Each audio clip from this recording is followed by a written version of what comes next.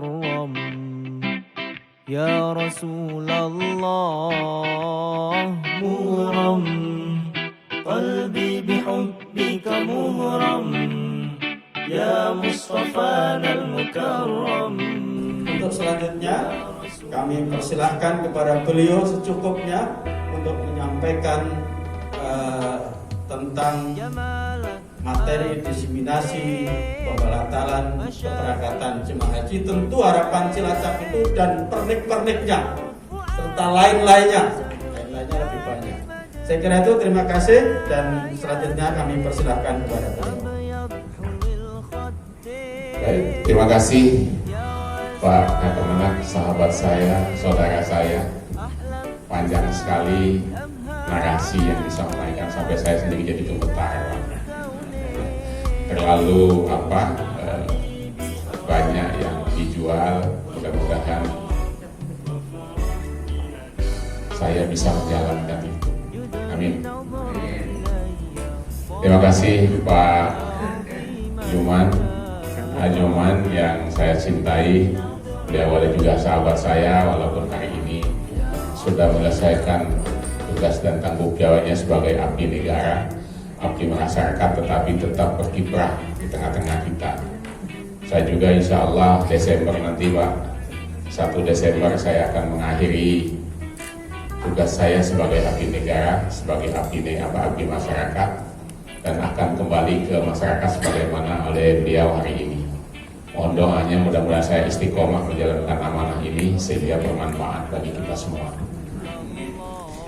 Bapak Ibu yang berbahagia, wabil khusus para kiai, tokoh agama, para sepuh, Bapak Ibu hadirin, baik pengurus Kabiru maupun jemaah yang tadi disampaikan sudah 2 tahun berturut-turut dibatalkan hajinya. Bukan hajinya yang dibatalkan Pak Ibu, bukan hajinya yang dibatalkan. Apa yang dibatalkan?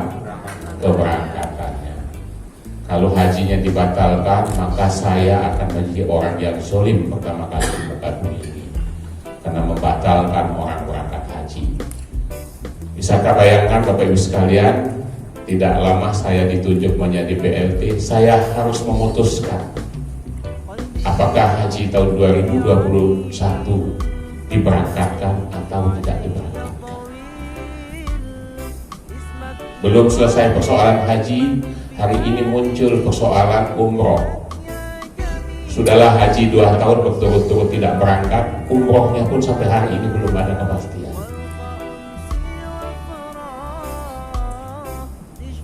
Beban yang berat ini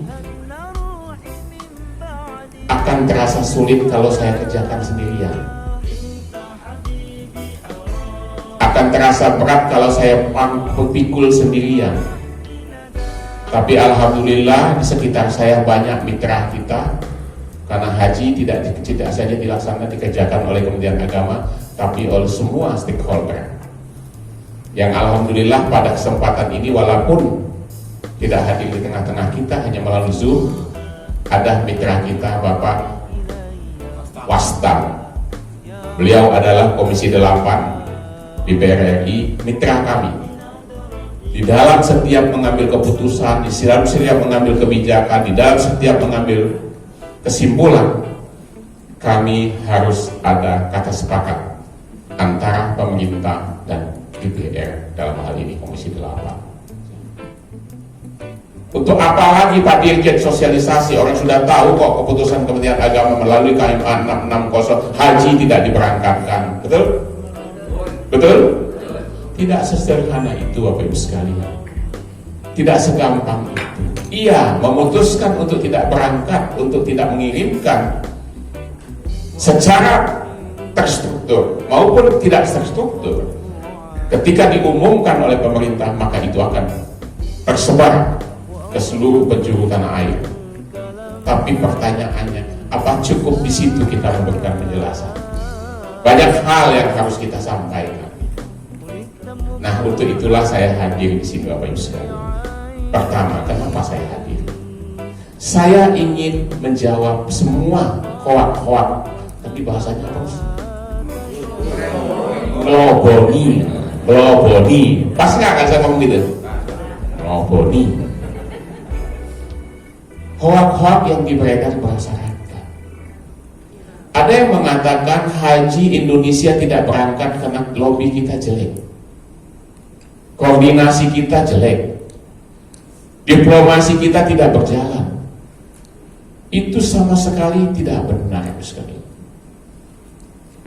Sampai hari ini kita masih melakukan, menjalin komunikasi yang intens dengan pemerintah Kerajaan Arab Saudi, termasuk dengan Duta Besar Arab Saudi di Indonesia. Saya sudah 3 kali ketemu sama beliau. Apa yang saya sampaikan? Pak Dubes, tolong kami dibantu, Pak Dubes. Jangan sampai jemaah haji tidak bisa berangkat, jemaah umroh tidak bisa berangkat, karena hal-hal yang justru tidak bisa diargumentasikan. Tapi apa kata beliau? Pak Dirjen, kalaulah kami tidak memikirkan umat Islam dunia, wabil khusus Indonesia, kami rugi tidak memberangkatkan jemaah. Kami rugi menolak orang untuk berkunjung ke tanah suci dalam rangka ibadah. Kenapa? Pada saat itu tidak kurang 3 juta manusia yang berkunjung ke tanah suci. Betul ya? Betul ya?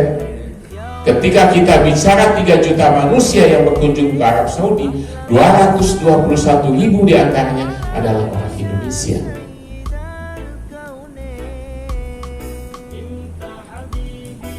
Ketika mereka berangkat ke sana, Bapak Ibu sekalian, perputaran uang di Arab Saudi untuk orang Indonesia tidak kurang 15 triliun rupiah. Bayangkan, rugi mereka. Tapi apa kata mereka? Kata Dubes, kami tidak mengedepankan itu.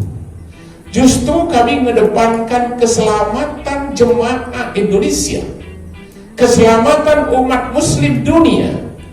Karena kami tidak ingin dijadikan Arab Saudi, dijadikan haji sebagai klaster kedua penyebaran COVID, sebagaimana yang terjadi di India. Nauzubillah min dzalik. Itulah alasan pertamanya. Alasan kedua, sampai dengan tanggal 3 Juni Bapak Ibu sekalian 2021, kita belum mendapatkan kepastian apa-apa dari pemerintah Arab Saudi. Apakah mereka melibatkan muslim dunia di dalam penyelenggaraan haji 2021 atau hanya sebatas warga negara Arab Saudi? Sementara kita harus melakukan persiapan. Pada titik tanggal 3 Juni tersebut, waktu kita untuk melakukan persiapan tinggal 30 hari. Yang dalam suasana normal, persiapan haji kita tidak kurang dari 6 sampai 8 bulan, Bapak Ibu sekalian. Itulah pertimbangan kedua. Kalaulah kami paksakan memberangkatkan jemaah haji, maka yang akan menjadi korban jemaah itu sendiri. Kenapa? Karena kita belum tahu jumlahnya berapa. Ketika kuota belum kita temukan, kuota belum kita dapatkan, maka mustahil kita bisa mempersiapkan berapa kebutuhan akomodasi, berapa kebutuhan konsumsi, berapa kebutuhan bus yang kita akan gunakan, berapa penerbang yang akan kita siapkan. Semuanya itu memakan waktu yang cukup panjang. Itu argumentasi kedua. Argumentasi ketiga, sampai detik, bahkan sampai kita mengumumkan, Arab Saudi juga belum mengumumkan bagaimana regulasi teknis penyelenggaraan umroh tahun 2021. Itulah pertimbangan mendasar. Kemudian bagaimana Pak Hoirizi? Apakah itu dibuat ujuk-ujuk? Tidak, Bapak sekalian. Kementerian Agama dalam hal ini bersama instansi dan lembaga terkait sudah memitigasi persiapan haji itu sejak Desember 2020. Kita lakukan koordinasi, komunikasi, dan seterusnya kepada seluruh stakeholder kita. Kita mitigasi dengan sedemikian rupa aspek-aspek yang akan kita hadapi, baik berangkat maupun tidak memberangkatkan. Jadi yang ingin saya sampaikan dalam kesempatan ini Bapak Ibu sekalian, keputusan untuk tidak memberangkatkan haji tahun 2021 bukan keputusan sederhana, bukan keputusan mudah, keputusan yang sangat-sangat sulit dan sangat-sangat dijit. Bayangkan Bapak Ibu sekalian, ketika saya menghadapi persoalan ini, saya sempat puasa nazar lebih kurang 20 hari. Ada yang mengatakan bahwa uang haji hilang, setoran haji nggak ada, duit haji habis, betul ya? Hah? Dibuat infrastruktur, hoax semuanya Pak, hoax semuanya. Duit kita ada, saya pastikan uang kita ada. Uang kita yang dikelola oleh BPK tidak kurang 156 triliun. Ada nggak yang pernah lihat duit segitu banyak? Angkanya udah susah kita ngitung Pak. Banyak kalkulator sudah nggak cukup gitu ya. 156 triliun. Dari mana Bapak origin uang itu? Jemaah haji kita yang nunggu hari ini 5.500.000 orang.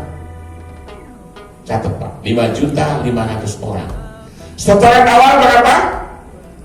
25 juta, termasuk bapak-bapak yang ada di ruangan ini, ibu-ibu yang ada di ruangan ini. Coba kali 5.500.000 orang dikali 25 juta, berapa uang? Hah? Apa itu? Akhir kandi. Tidak kurang 137 triliun. Padahal yang ada 157 triliun. Berarti lebih uang itu Pak. Berarti lebih. Pertanyaannya Pak Heri, uang itu kemana? Benar nggak sih itu dijadikan untuk modal pemerintah dalam membangun infrastruktur? Secara langsung tidak. Secara langsung saya katakan tidak. Tetapi memang uang itu dibelikan dengan surat berharga, dengan SBSN. Sehingga setelah dibelikan dengan surat berharga dan SBSN itu, maka uang itu kemudian digunakan untuk infrastruktur. Itu bukan persoalan kita. Itu persoalan orang yang sudah beli surat berharga kita. Bisa dipahami? Bisa dipahami. Sekarang begini, saya ambil contoh supaya jelas Pak. Saya punya uang, ya. Kemudian Bapak bilang, Pak Herizi, itu uang saya pakai Pak Herizi. Pokoknya uang ini saya jamin ada. Setelah uang itu Bapak pakai, saya ulangi lagi, setelah uang itu Bapak Ibu pakai, apakah saya berhak untuk menghalangi dia untuk menggunakannya untuk apa? Berhak nggak? Berhak nggak kira-kira? Tidak berhak. Yang penting Bapak minjam uang saya ada jaminnya sebuah pulpen, umpamanya ya. Jaminannya sebuah pulpen.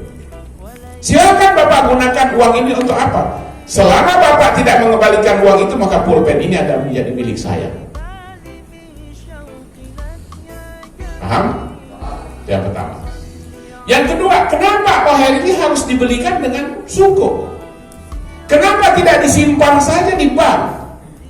Bapak Ibu sekalian, kalau uang kita simpan di bank, pertama, jaminan keselamatan uang yang dijamin oleh otoritas keuangan sebanyak 2 miliar. Kalau ada apa-apanya, itu akan hanya diganti cuma 2 miliar. Itu problem pertama.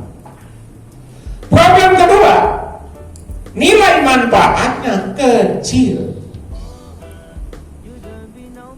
Kita taruh deposito, kita taruh di tabungan, kecilnya.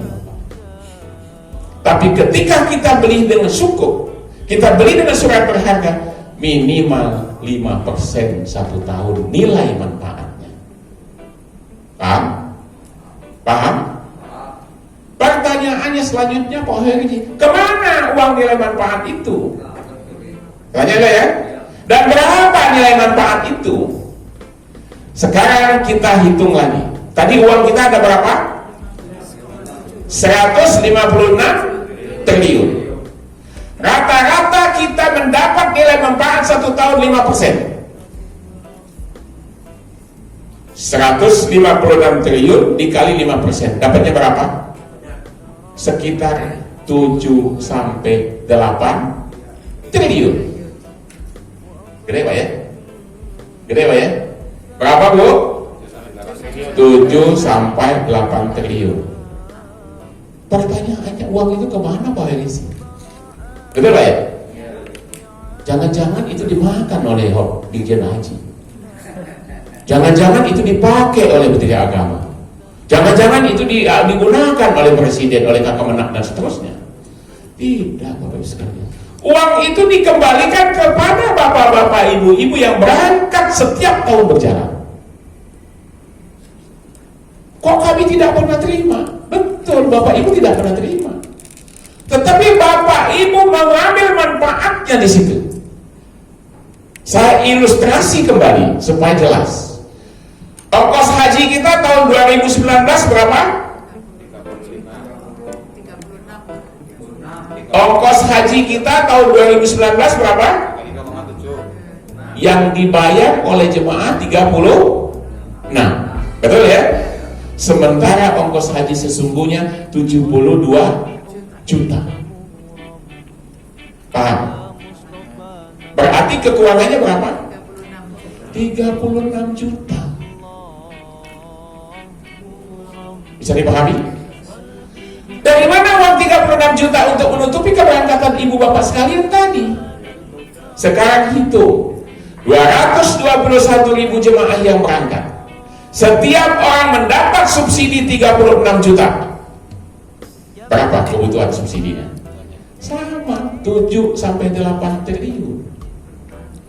Uang itulah yang digunakan untuk mensubsidi jemaah haji setiap tahun berjalan. Bisa dipahami? Jadi kalau ada yang mengatakan uang itu hilang, uang itu dipakai infrastruktur, tidak ada. Tidak ada, bohong. Apalagi hoak yang beredar. Ada lagi orang mengatakan tidak bayar pondokan. Waduh, itu jauh benar. Jauh panggang dari api.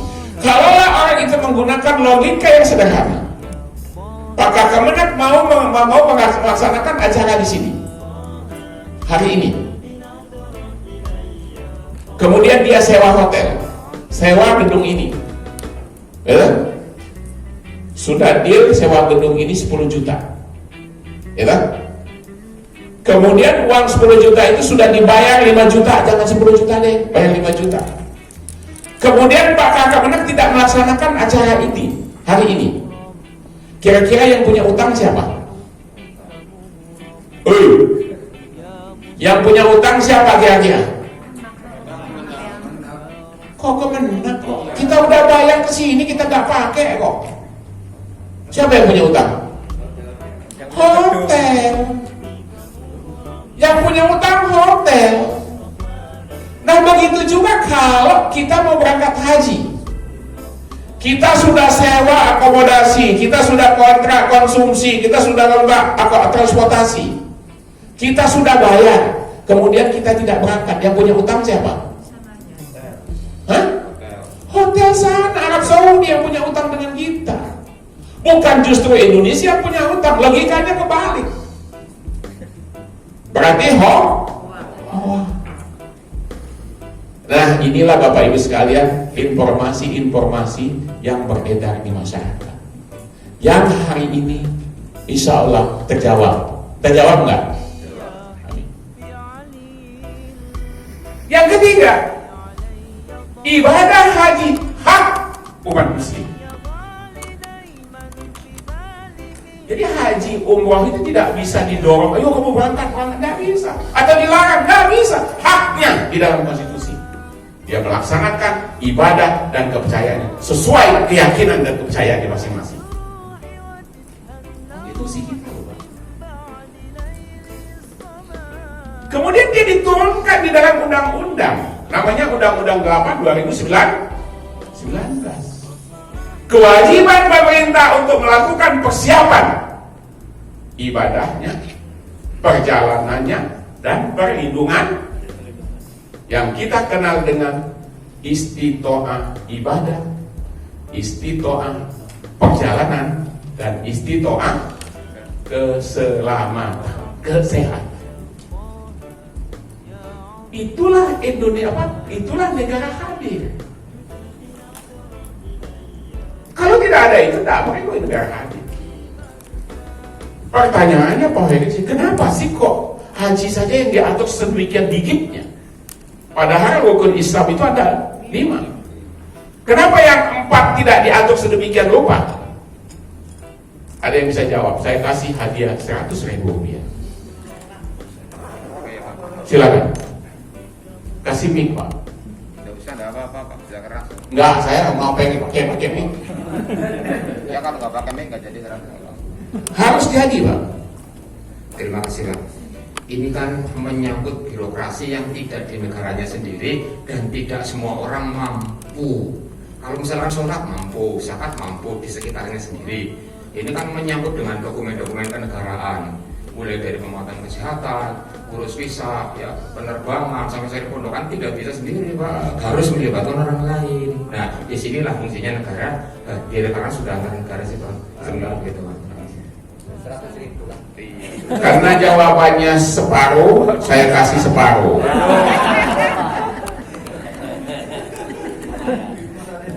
Alhamdulillah rezeki anak soleh, Pak. Amin.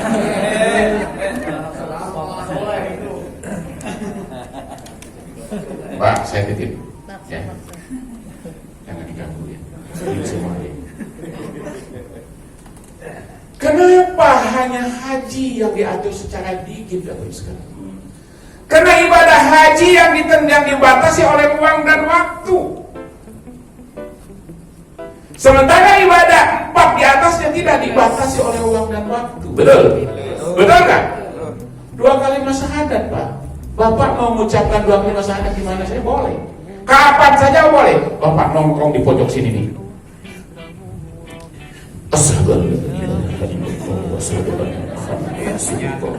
Boleh nggak? Oh, nggak ada yang melarang. Kapan saja boleh. Mau yang ketiga, nah, begitu kita bicara haji, nggak bisa. Ruangnya pasti di Arab Saudi, bahkan ditentukan di Masjidil Haram.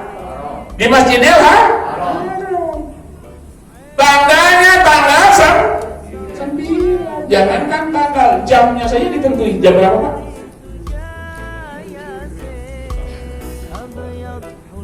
Ba'da zuhur sampai menjelang maghrib di Arafah. Kalaulah haji tidak dibatasi oleh ruang dan waktu, ngapain kita jauh-jauh ke sana? Betul nggak? Ngapain kita jauh-jauh ke sana? Orang di Solo. Pertanyaannya Pak Heri, bagaimana kami ini udah 2 tahun berturut-turut? Usia kami sudah semakin tua. Berapa Pak usia sekarang? Berapa? 60. Berapa? 60. Usia semakin tua, fisik semakin lemah. Tidak ada kepastian. Kalaulah kita ambil hikmahnya, Bapak sekalian, kita cari manfaatnya, kita tidak akan tersiksa dengan kondisi ini. Kenapa kita merasa tersiksa? Kita mengambil mudaratnya.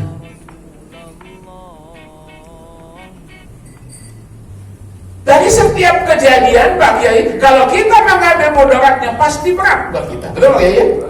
Betul Pak Kiai? Tadi doanya Pak Kiai itu dimantap benar itu, insyaallah. Mudah-mudahan dijawab. Tapi kalau kita mengambil manfaatnya, betapa kita mendapat satu keuntungan yang besar ketika Arab Saudi menutup pintunya untuk tidak menerima jemaah dari luar Arab Saudi. Termasuk Menteri Agama memutuskan untuk tidak memberangkatkan haji. Bayangkan Bapak sekalian kalau kita berangkat tahun 2021. Bayangkan, saya ingin ngajak kita berpikir apa? Jernih. Hari ini Bapak pakai masker, mengapa ya? Mengapa? Padahal di ruangan ini berapa jam? Berapa jam di ruangan? Bagaimana kita berangkat dari Indonesia sampai ke sana 9 jam, duduknya bebek-bebekan.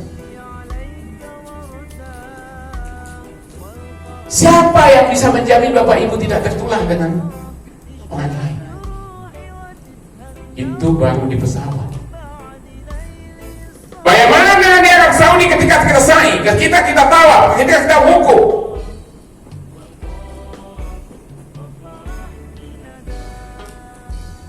Kalaulah kita ambil manfaatnya, mestinya kita bersyukur.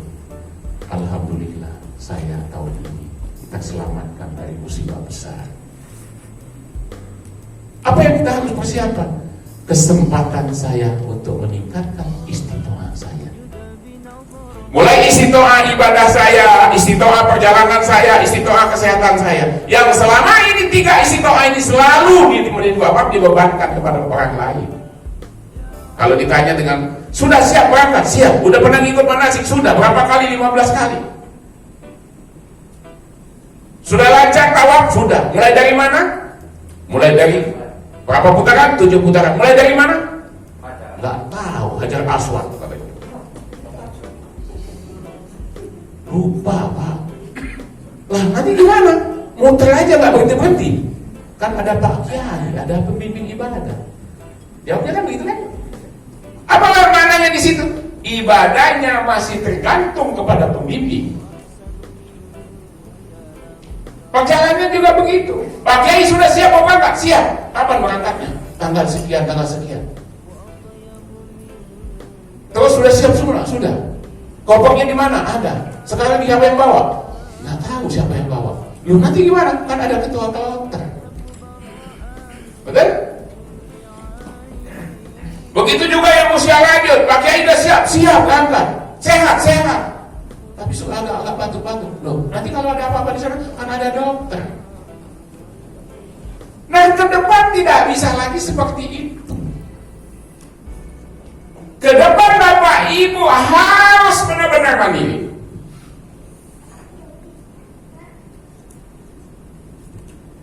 Maka tidak tertutup kemungkinan, sekali lagi saya katakan, tidak tertutup kemungkinan ke depan usia jemaah pun dibatasi, kesehatan jemaah pun diseleksi. Pak, kalau gitu bagaimana Pak kami yang sudah usia, maaf Pak ya, sudah usia 66 tahun kalau dibatasi 66 tahun? Itulah yang harus menjadi mitigasi kami.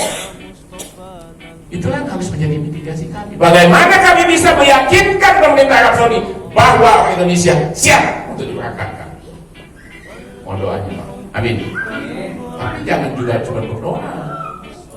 Bapak mendoakan aja mudah-mudahan aja Pak Dirjen berhasil diplomasinya, mudah-mudahan aja Pak Dirjen berhasil di lobbynya. Tapi Bapak sendiri tidak mempersiapkan diri. Kan sama juga bohong. Kata Allah, aku bisa mengaduk membawa takdir itu ketika kamu berdoa dan berikhtiar. Juga kita masih bisa ada harapan untuk kembali. Tetapi siogianya kalau kita berangkat haji biasanya kita sudah diazani, betul?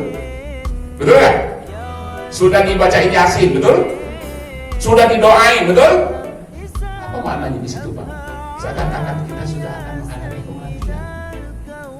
Dari sisi itu. Dari sisi yang lain, istri cantik ditinggal.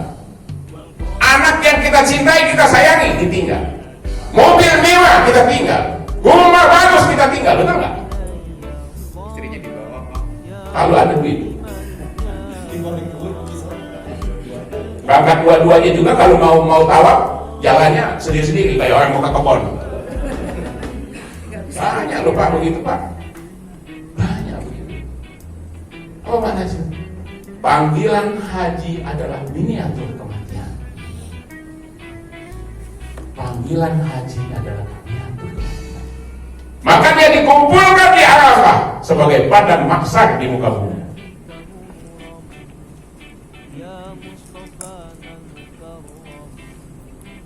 Nah, panggilan ketiga adalah kematian. Tidak bisa kita mengelak kalau sudah waktunya.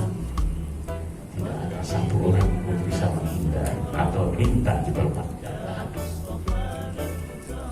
Maka itu, yuk saya mengajak kita semua, mumpung kita masih diberikan oleh Allah SWT kesempatan untuk bagaimana kita memperdalam istiqomah kita, agar manakala nanti 2022 kita siap untuk berangkat haji, kita sepenuhnya menjadi haji-haji yang benar-benar yang sempurna, haji-haji yang benar-benar bisa melaksanakan rukun, syarat dan wajib haji itu sendiri. Saya tidak akan mengajak kita bicara tentang kemabruran, karena mabrur tidak dalam kapasitas saya untuk mengukurnya. Tetapi kalau sempurna, saya bisa ukur. Ketika Mbak ini berangkat, siapa namanya Mbak? Kamu udah jam jemaah juga? Bukan, sebagai apa? Alhamdulillah, sampaiin nanti ya. Bisa kamu nyampein ya? Harus bisa Mbak, paling tidak di lingkungan Mbak sendiri. Sampaikan kepada masyarakat bahwa kita berangkat haji harus benar-benar istiqomah. Jangan keberangkatan haji kita itu kena riak, karena sombong, karena iri, karena angku dan sebagainya. Ada orang berkata, Pak Hariki bagaimana kalau kami mati sebelum berangkat? Saya pastikan hajinya akan lebih baik ketika dia berangkat. Kenapa? Karena dengan niat yang tulus kemudian dia menghadap Allah SWT, insya Allah hajinya lebih mabrur dari ketika dia berangkat. Kenapa? Bisa saja ketika dia berangkat dia mengundang orang banyak. Untuk apa? Pak, kalau mengundang orang banyak mau berangkat haji apa namanya? Walimatul safar. Di sono Bapak Ibu doain saya Bu ya, semoga saya mabrur. Padahal di dalam hatinya ada riya. Auzubillah. Semua orang didatangi, mau doanya ya, saya mau berangkat, sombong.